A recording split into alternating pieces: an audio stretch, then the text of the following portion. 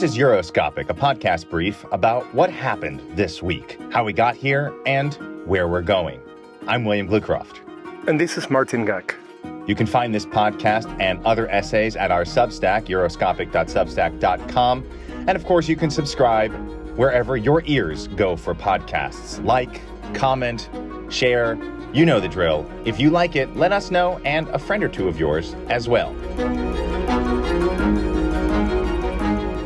This episode was recorded on Thursday, the 31st of August, 2023. You seem to be in perfectly good shape. Oh, good. I'm glad I look that way. I feel a bit tired. I seem to have caught something that is going around, which is a thing that, like, sometimes you feel fine and sometimes you feel sick, and it just kind of oscillates back and forth. So that's strange, and it sounds very unpleasant. Yeah, it's a very strange thing. So I'm just kind of staying home and taking it easy, and hopefully I can be as sharp-witted and delightful for our audiences as they've come to expect. So something very curious happened to me last week. I went to a colleague's farewell in a bar here in the center of Berlin, and I attempted to order a beer.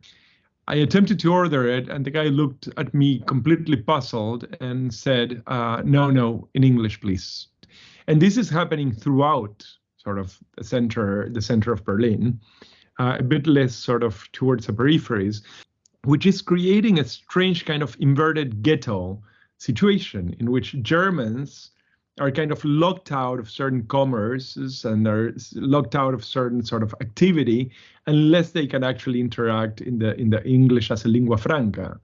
Well, of course. I mean, I write a lot about this on my own over on my, Schland Substack about the sort of the dual track nature of what it means to be foreign in Germany. If you're a upwardly mobile professional class person belonging to the Anglo-American side of things, regardless if you're a native English speaker or not, but at least if you participate in those or swim in those waters, you're cut a lot more slack. You'll be considered an expat and therefore get away with all kinds of things that lower class, working class immigrants and descendants of those immigrants could never get away with, the kinds of things that those people would be considered a Parallelgesellschaft, a parallel society, kind of ghettoizing themselves and seen as a threat to mainstream society. The other people, the English-speaking side, the Anglo side or the Anglicized side, is sort of bowed down to as something to strive for, to aspire to. The argument you make is exactly the argument Jens Spahn made in 2017, and it was roundly criticized for it. Jens Spahn, internationally probably better known for being the health minister during the pandemic, but before that, just a lawmaker in Angela Merkel's conservative party. He is a conservative, and he made a point, rightly so, that there shouldn't be places in Berlin where it's fine to speak English and be able to speak English, but to only speak English is actually, contrary to a sign of cosmopolitanism, is actually just provinciality in a different form. Anyway, Yeah.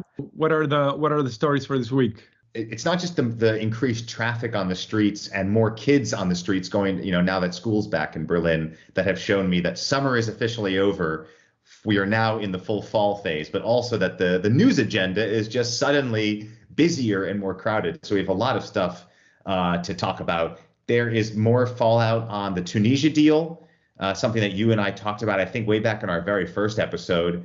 And the big thing we want to talk about is this week, a big milestone in the Digital Services Act, which potentially has some major ramifications for the internet, which is, as we know, primarily an American industry, given that all the major internet companies are American. Before we get to those really big ones, let me turn it back over to Martin for some other stories this week that you've been seeing.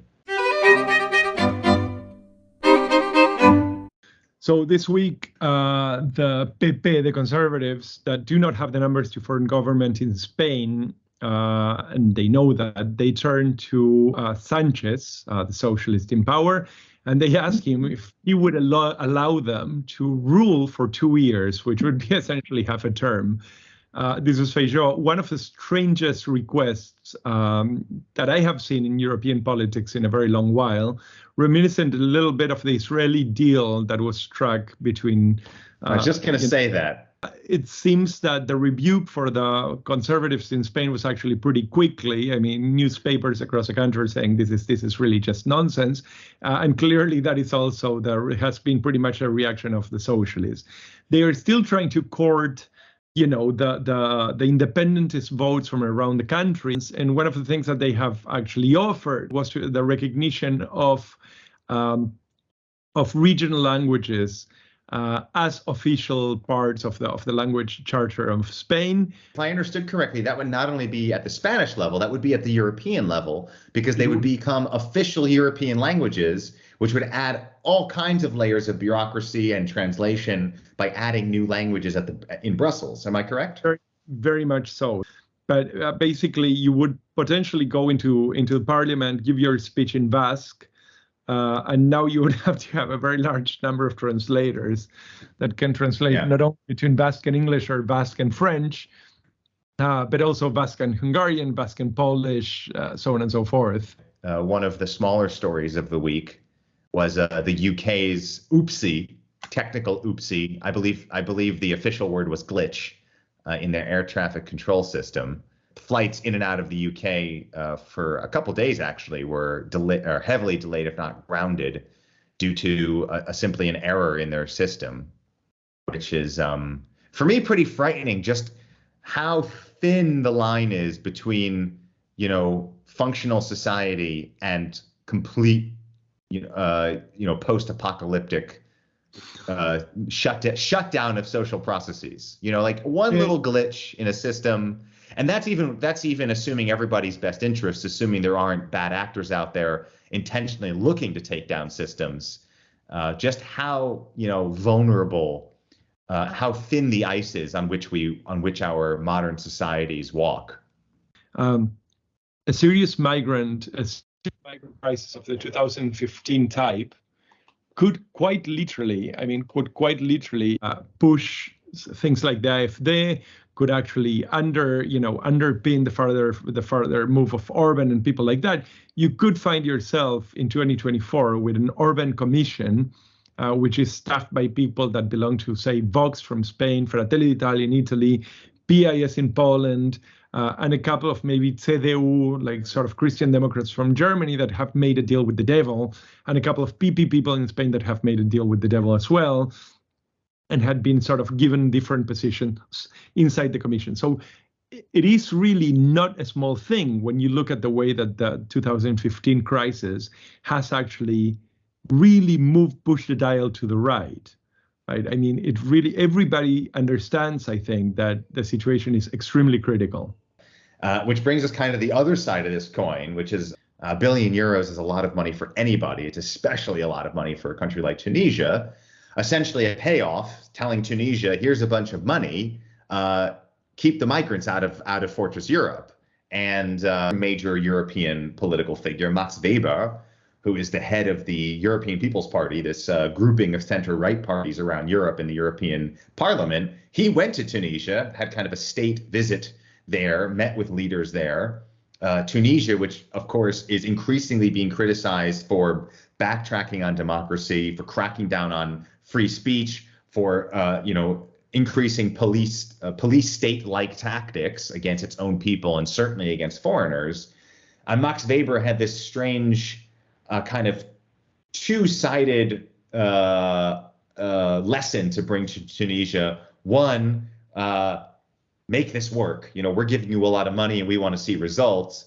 But also, hey, you know, what else are we supposed to do? We can't dictate to other countries how they run their internal affairs. This is realpolitik. Not all places are nice. And it might not be nice, but this is the way the world works. It actually quite reminded me of Olaf Scholz, the Chancellor of Germany, when there was the question of whether Germany would boycott the Olympics in China. And he essentially had the same answer, saying, look, the world is not a nice place. We have to deal with people how they are, not the way we want them to be. I think that what is disingenuous about the Weber position is essentially that, you know, what you're doing is not quite simply engaging with people that might not be particularly nice. You're quite literally like supporting them and underwriting their operation by putting €1 billion in, and essentially with what very likely will be very little control and very little oversight. I think we can slightly shift gears to two other stories of sort of interests versus values at the European level. One of those is this report from Global Witness that Russian oil, not LNG gas imports are not only not down, they're actually up by the very countries that are, said they are swearing them off. Yes, by 40%, actually. No small number, right? Right. Yes, 40% in comparison to the year just prior to Russia's full-scale invasion of Ukraine. You're basically putting money into the pockets of somebody that is using that money to, shoot on Ukrainian civilians. And you're doing this while claiming that you're not doing this and that have stopped doing this. And that you stand for the people getting shot at. Obviously, I think that the real political calculation here is somewhat similar to the previous question, the one with immigration, which is you cannot really get away from Russia in terms of energy. You cannot really get away from Tunisia in terms of immigration or Turkey in terms of immigration without benefiting Turkey, Russia, or Tunisia. So at the same time we have, Russian LNG gas flowing in, economic crisis or potential crisis in the European Union, especially in big places like Germany, which in response, Germany as well as France are looking to subsidize their big industry that are huge energy consumers. Sure. And I want to make clear there's a difference between gas and oil and heat and electricity. I want to make that clear, obviously, so it's not completely apples to apples. But in any case, looking to subsidize these legacy industries to keep them in their countries, Germany and France, respectively.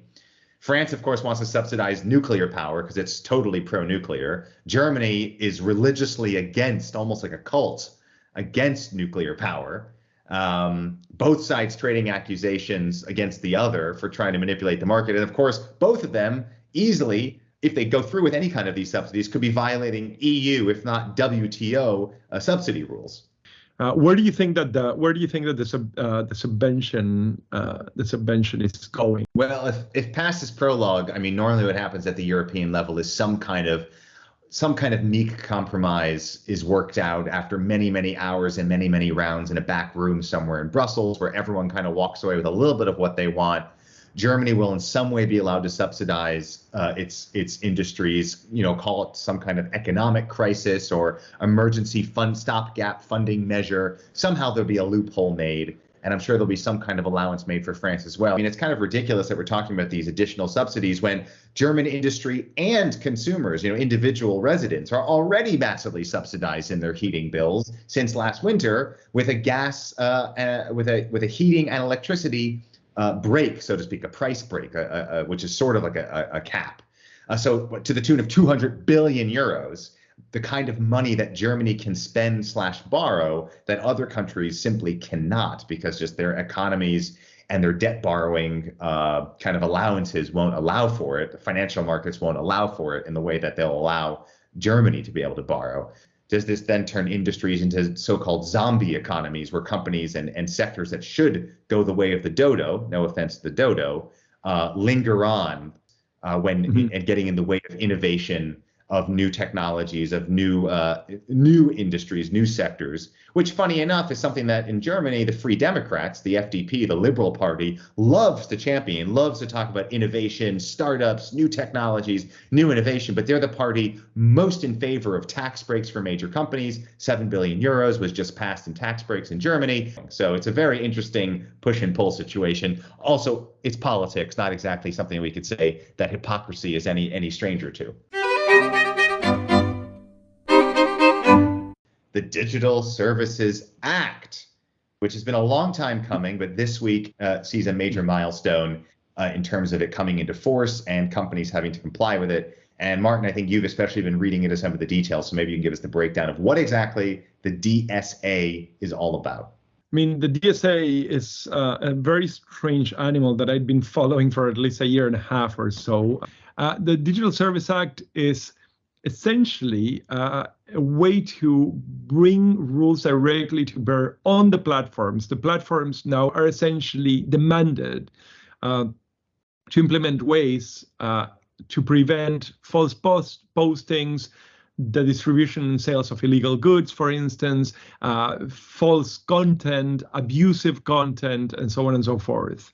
And they also are required to define ways in which users can report these things.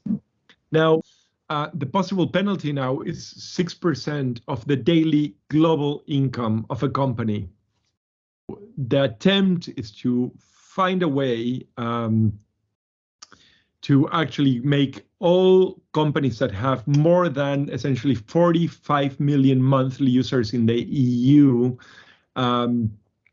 essentially take up the rules and enforce them. This is where the EU shines, right? That's, it doesn't have a military. It can't impose its will militarily. It can't impose its will even financially. But it can impose its will in a regulatory way because it's such a big block, 450 million people altogether, a GDP, it's lagging behind where it should be in comparison to the US, but a massive GDP when taken all together. So it can pass regulations that, although technically only apply to the EU, because we live in a globalized, interconnected society, it would cost companies a lot of money to make one set of services and goods for the European Union and another for the rest of the world. So the idea being, well, we already have to make things a certain way for the EU. We'll just make them the same way all around the world, whether that's fuel efficiency for cars, the kinds of plugs that we have for our phones to charge them, and now this kind of data protection, security, and really competition. There is, of course, an economic aspect to this as well, because America just blows the European Union out of the water when it comes to digital innovation, internet companies, etc. This is also a protectionist measure to help European companies compete and level the playing field with these massive American firms that can just steamroll any potential competition within the European Union. The overwhelming presence of American companies has also meant essentially you put it in terms of steamrolling, but has meant the freezing of European development, because many of these companies have had really very strong predatory approaches. I still do expect essentially European innovation development to be the only serious solution to actually the kind of things that you see coming out of the US or coming out of China or coming out of Russia and the Middle East in some cases. Of course, the counter argument here is the whole reason that the internet exists, the reason these companies have become so powerful, the reason we have Google search at all, the reason we have Facebook at all is exactly because there aren't the data protection regulations. The internet is built and it is free, so to speak, at least from a financial point of view, is free because in exchange, we take your data and we profit off of your data and we do all kinds of unseemly things for it. And that is the deal that consumers make with these internet platforms. And none of this would be possible if the kinds of EU regulations existed in America in the first place. There never would be a Google, there never would be a Facebook. Now, we can have an economic and a moral argument about whether that's a good thing. Contrary to my own vested interests in the internet, given my job and given this very podcast, I might come down on the side that we'd all be a lot better off without all of it. But nonetheless, it'd be a very different world if from the onset, 30, 40 years ago, when all these ideas started kicking into gear, when the internet of today was really getting going, if these rules were out there to begin with. The point here is that we have law and we have terms of services. And I think this is an attempt by the European Union to make the law stand above the terms of services. So in a way, this really is a power struggle of different bodies of regulations and norms. It's not merely that when you have the violation of, let's say, privacy rules, or when you have the violation of political rights, Facebook being used and the money that is being put by, European advertisers in Facebook is being used indirectly to support, let's say, massive human rights violations or the persecution of minorities in India. The law in Europe is European law, and the law that guides or that rules over our actions is European law, and it cannot be the terms of services. This Digital Services Act is just one big part of a kind of a long-running ecosystem of various rules, regulations, massive bodies of law that the EU's been trying to do for years. We have the General Data Protection Regulation, GDPR, which is almost a curse word for some people, which basically came into effect in 2018 and made everybody, from the biggest fish to the tiniest tadpoles, have to suddenly comply with all kinds of data protection at risk of some very serious fines. You also have what used to be known as safe harbor, now is just eerily called the framework, like some bad, made for TV movie between the EU and the US, exactly because the internet is dominated by American companies. So much of the data is stored and processed in the US on US servers outside of the EU jurisdiction, where all kinds of unsavory things can happen, according to from a European viewpoint, like espionage, like the NSA tapping into it and mining data of European citizens. So it's the collapse of the Safe Harbor Agreement, which came in the heels of the NSA scandal, in which we find out that the NSA was actually spying on European leaders, particularly in Germany. It was noteworthy that they had tapped into, they had bugged Merkel's cell phone, among other things. And it was very clear after the NSA, particularly sort of around WikiLeaks and so on, that American companies could not give two shits about it, that they did not respect it. Because the fact is that in European political circles, nobody trusts the Americans. So I think that in a way, what I see here is Europe kind of waking up, but the wake up process is extremely, excruciatingly slow. Martin, what loose end of yours is there to tie up? Well, the main one I was looking at was Estonia, where actually it turns out Kallas, who has been denouncing, the prime minister, who has been denouncing Russia, the Russian invasion, Russian activity, Russian commercial relations, etc. It turns out that her husband is still actually operating and has investments in Russia. And not only that, she herself had invested out of her own pocket into her husband's fund. So she herself is actually operating in Russia. That has obviously has pushed the opposition to ask for her resignation and clarifications and so on. I do wonder how much of this is just, small town politics, opposition looking for any excuse to call for the resignation of the prime minister. At least what I was reading, what I've looked into so far, it doesn't look good. It was a little bit stupid to still have these Russia ties, but they were indirect ties. It's a little bit unclear just how heavily involved either the prime minister or her husband were in Russia. Nonetheless, in a moment, and particularly sensitive moment like this, you have to just double and triple check your connections to make sure you don't come off appearing disingenuous. Nonetheless, it would be a good time for maybe for her and her husband to skip off to Slovenia, where there's a current meeting this week of Central and European thought leaders, as they like to say in the industry speak, political leaders, officials, business people, to talk about, your classic kind of business conference to talk about the next steps, how Central and European countries can, work better together. The bigger one that I'm looking at is actually Gabon, which is the latest coup in, Francophone Africa. I must say, for transparency's sake, that I worked in the presidential campaign of Bruno Mubamba against Ali Bongo, who was just deposed.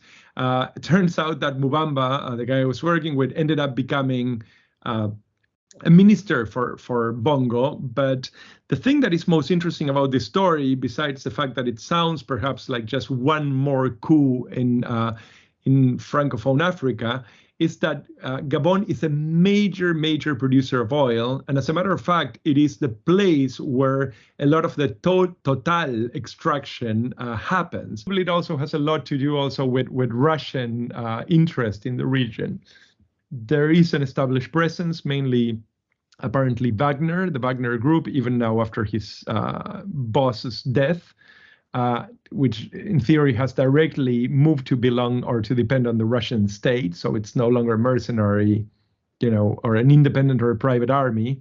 I am curious to see how the death of its founder and boss is going to affect its operations and Russia's, power projection in these regions. If Wagner falls apart, if Wagner is not able to be successfully incorporated into the official state security apparatus in Russia. If any comes to pass, we could actually see a weakening of Russian influence in these parts of the world if they can't hold on to their interests like they once could with the helping hand of the Wagner mercenary group.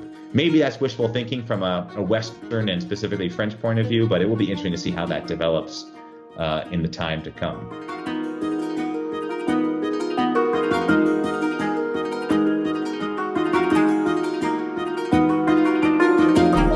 You've been listening to Euroscopic with William Bluecroft and Martin Gack, written by us, produced by us, and edited by me. If you liked what you heard, like us, subscribe to us, leave us a comment, tell us what you think, and share us with a friend. You can find us at Substack, that's euroscopic.substack.com, and our podcast wherever podcasts are heard.